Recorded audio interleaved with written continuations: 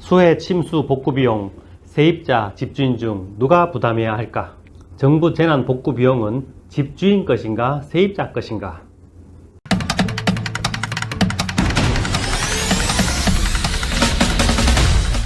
친절한 대구 연구소에서 생활정보를 담당하고 있는 김도영 소장, 김 소장입니다. 오늘 주제는 요즘 비가 자주 오고 전국에 주택 침수나 누수로 피해를 본 사람이 많은 것 같아서 준비했습니다.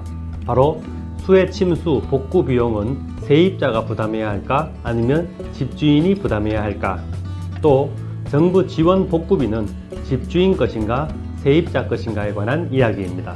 몇 가지로 구분해서 말씀드릴 건데요. 그 이유는 여러 가지 경우에 따라서 누가 복구 비용을 내는지가 달라지기 때문입니다. 그리고 지금부터 설명드릴 내용은 서울시가 운영하는 주택임대차 상담실에서 발표한 내용과 이후 변호사들이 작성한 여러 가지 글들을 정리한 내용입니다. 먼저 가장 큰 구분부터 하고 시작하겠습니다. 첫 번째는 침수 또는 누수 피해 시 집주인과 세입자가 각각의 의무를 다했음에도 천재지변에 의해서 피해를 본 경우가 있겠고요.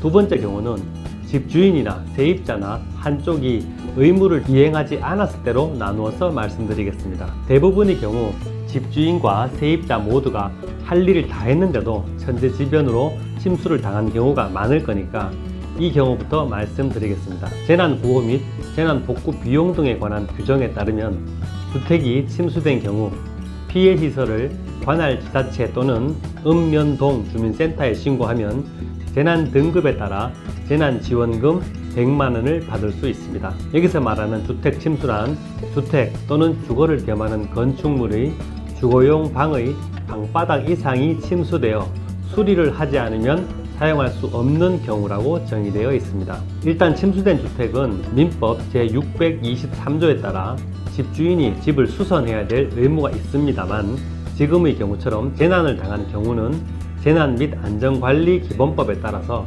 지급받은 재난지원금을 주택의 도배, 장판 등 시설 수리 비용으로 우선 사용해야 합니다. 따라서 세입자가 재난지원금을 받은 경우에도 집수리 비용으로 우선 사용해야 됩니다. 세입자가 받았다고 집을 수리하지 않고 다른 용도로 사용하면 안 된다는 겁니다. 국가로부터 받은 재난지원금에 대한 집주인과 세입자 간의 이견이 발생하더라도 가장 우선적으로 집수리에 사용하고 그 외 비용이 남을 경우에는 집주인이 권리를 주장하는 것이 타당하지 않다는 것입니다. 해석하자면 재난지원금의 최우선 사용처는 집을 복구하는 데 사용하고 그러고도 남은 돈이 있다면 직접 피해를 입은 세입자에게 주라는 의미입니다. 사례를 들어서 설명드리겠습니다. 첫 번째 사례는 침수된 집에 재난지원금이 지급되자 집주인이 절반을 달라고 요구한 경우로 세입자가 가전제품 등의 피해가 더 많다는 이유로 지급을 거절한 사례였습니다.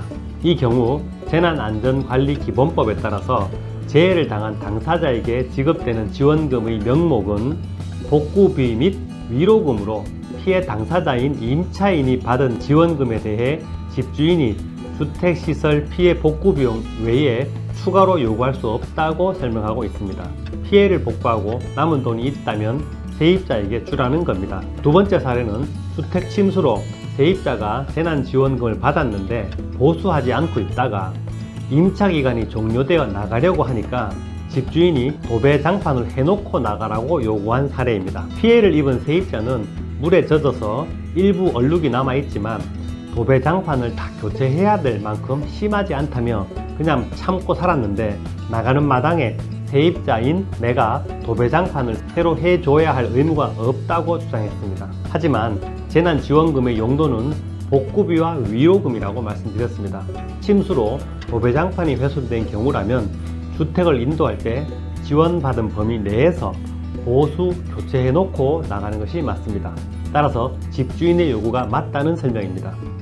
정부에서 받은 복구비는 기본적으로 건물을 복구하는 데 쓰는 것이 가장 우선이고 고치지 않고 현금으로 챙기는 것은 적절하지 않다는 얘기입니다. 위 두 사례로 재난지원금을 주는 이유를 확실히 이해하셨겠죠? 그럼 이번에는 집주인이 의무를 다 이행하지 않은 경우의 사례를 말씀드리겠습니다. 4개월 전 이사 올 때 도배장판이 깨끗했는데 비가 많이 오자 벽에서 물이 흐르고 천정에서는 물이 떨어져서 그릇으로 받쳐야 될 정도가 되었습니다. 임차인은 도저히 이 집에서 살 수 없다며 임대 계약을 해지하고 집주인에게 이사 비용과 중개 수수료를 배상해 달라고 요구했습니다. 결과는 어땠을까요? 결과는 임차 목적물, 즉 주택의 수선 유지 의무는 민법 623조를 보면 집주인에게 있습니다. 그런데 이 집의 경우 벽에 물이 흐르고 천정에 물이 떨어져서 그릇으로 받쳐야 될 정도라면 실질적으로 임대의 목적을 달성할 수 없다고 할 수 있습니다. 이런 경우라면 임대 계약을 종료하고 당연히 이사 비용과 중개 수수료를 손해배상 청구할 수 있습니다. 이번에는 세입자가 의무를 불이행한 사례를 말씀드리겠습니다. 2층에 새들어 사는 사람이 비가 오면 베란다에서 물이 새서 아래층으로 흘러 들어온다는 것을 아래층 거주자로부터 얘기를 들었고 이 이야기를 주인에게 연락해서 고쳐달라고 요구했지만 이를 주인에게 통보하지 않은 사례입니다. 민법 634조를 보면 새들어 사는 집에 하자가 생기면 임차인은 집주인에게 이 사실을 즉시 알릴 의무가 있습니다. 따라서 이를 고지하지 않아서 제3자가 피해를 입었다면 세입자가 배상해야 될 책임까지 있을 수 있습니다.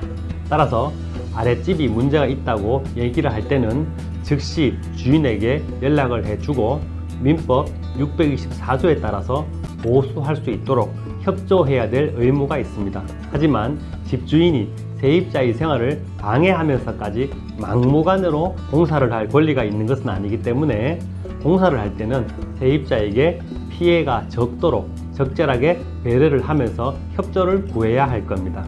위 사례를 보면 집에 문제가 생길 경우 세입자는 신속하게 주인에게 통보하고 통보를 받은 집주인은 세입자에게 협조를 구한 상태에서 신속하게 보수를 해야 하는 것이 전체적인 흐름입니다. 그러면 너무 적다고 지적이 나오고 있는 정부 지원금이 도대체 얼마인지 확인해 보겠습니다. 2006년 책정된 후 변동이 없는 규정인데요. 주택 침수의 경우 좀 전에 말씀드린 것처럼 한 세대당 100만원입니다. 세입자 보조는 세대당 300만원, 사망, 실종에 대한 지원금도 1000만원 수준입니다. 너무 오래전에 정해진 후에 지금까지 논의가 부족했던 것 같은데 최근에 이딴 비로 정치권에서 인상해야 한다는 얘기가 나오고 있는데요.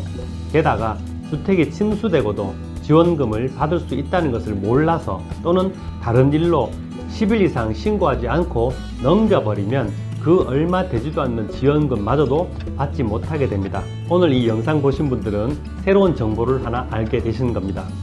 그렇다면 오른쪽에 있는 구독 버튼과 왼쪽에 있는 좋아요 버튼 한번 눌러주시면 전국에 호우가 오더라도 지금 계신 쪽의 하늘은 맑음만 보일 겁니다. 추가로 주택 파손에 대한 보상금을 말씀드리면 주택 소파, 즉 조금 부서진 경우에는 100만원 수준이고요. 집이 전파된 경우는 1300만원, 반파된 경우는 650만원의 지원금이 나옵니다. 그런데 현실적으로 집이 파손되었는데 이 정도 지원금으로는 복구는커녕 임시 거처도 구하기 힘들다는 것이 중론입니다. 게다가 물이 잠겨 고장난 가전제품 등의 집기류에 대한 보상은 따로 없습니다. 그리고 뉴스에 자주 나오는 특별 재난지역으로 선정되었다는 것도 개인에게는 지원금이 더 늘어나는 것이 아니라 재난지원금에 대한 국고 부담 비율이 높아지는 것일 뿐 주민이 직접 받는 지원금의 금액이 늘어나는 것은 아니라고 합니다. 다만 지방세, 감면, 국민연금 납부 예외, 건강보험료와 전기요금 등 각종 공공요금을 감면하는 정도의 혜택이라면 혜택이 있을 수 있습니다. 지금까지 생활의 보탬과 이익이 되는 정보를 찾아드리는 친절한 대구연구소 김도영 소장, 김 소장이었습니다. 나가시기 전에 돈 들지 않습니다. 구독과 좋아요 살짝 눌러주시면 영상 제작에 큰 용기가 됩니다. 다음에 좀 더 좋은 정보로 찾아뵙겠습니다. 감사합니다.